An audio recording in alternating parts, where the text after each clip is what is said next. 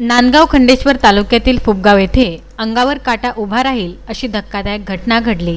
रात्री 1 वाजताच्या सुमारास तुकाराम मंडवधरे यांचे कुटुंब गाढ झोपेत असताना एका अतिशय विषारी सापाने त्यांच्या घरात प्रवेश केला।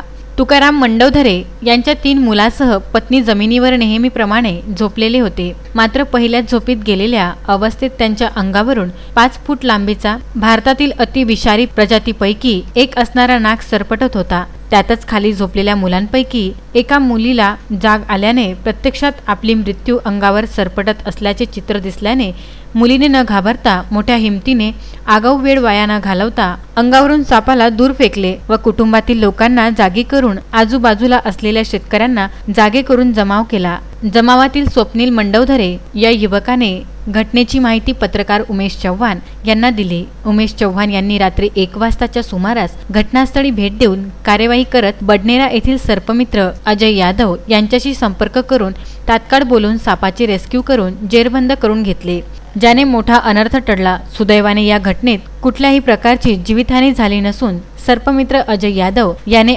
आपत्कालीन परिस्थितीत मोलाचे योगदान दिल्याने कुटुंबियांनी व गावकऱ्यांनी त्याचे आभार मानले।